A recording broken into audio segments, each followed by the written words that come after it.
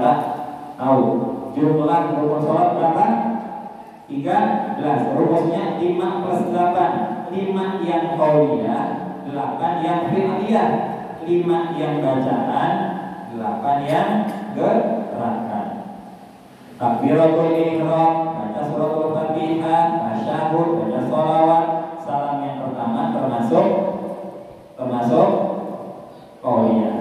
Yang termasuk gerakan niat, berdiri, ruku, iktidal. Apa itu iktidal?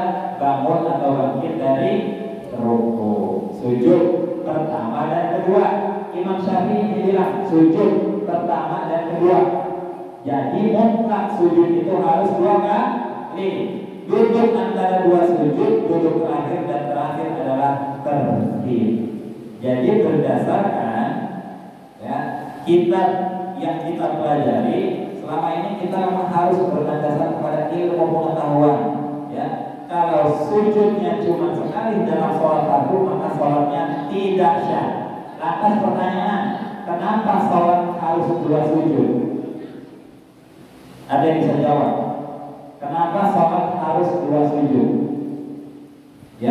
Ada 2 jawaban. Yang pertama ta'abbud, yang kedua ta'aqqul.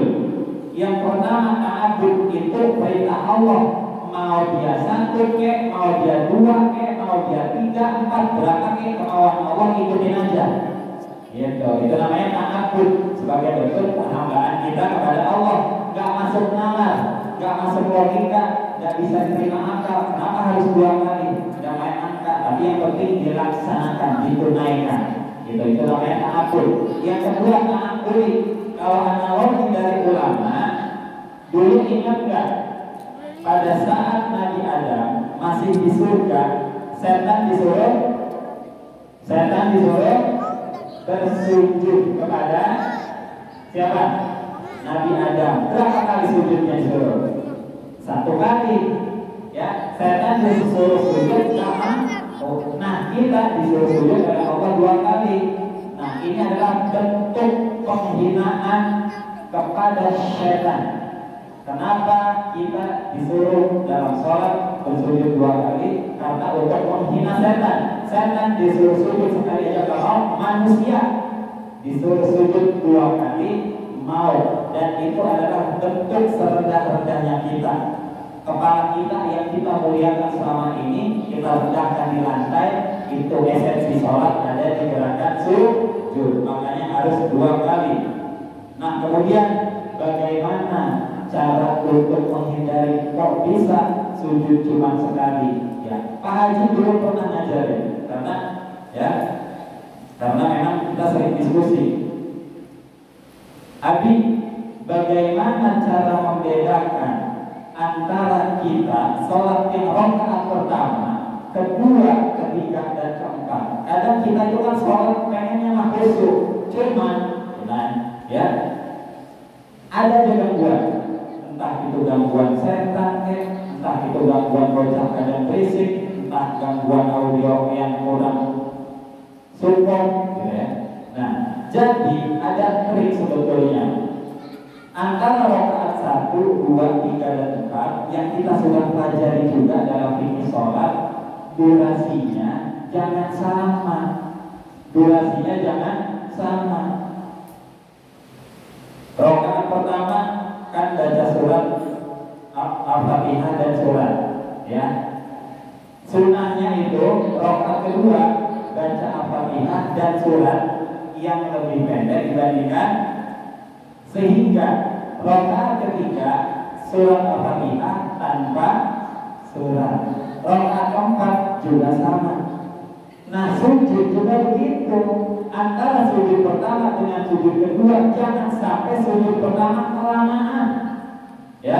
Jangan sampai sujud pertama kelamaan. Apa impactnya? Apa akibatnya? Kita kalau kelamaan bingung kan? Ini mau duduk atau mau tahiyat?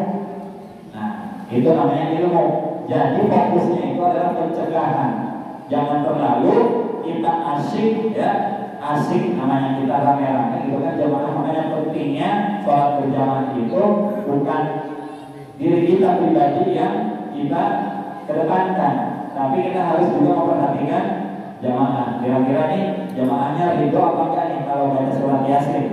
Ya, makanya nggak pada ridho, ya udah, katanya puluh aja dah, gitu. Termasuk juga sujud, karena kalau sujud yang terlalu lambat, ya itu akan membuka potensi ingatan kita menjadi lupa. Itu komplain ininya, karena kelamaan. Karena kalau kelamaan itu biasanya sujud terakhir sebelum salam, gitu ya. Jadi itu yang bisa disampaikan, semoga bermanfaat, bisa menambah khazanah ilmu pengetahuan kita, khususnya dalam hal sholat.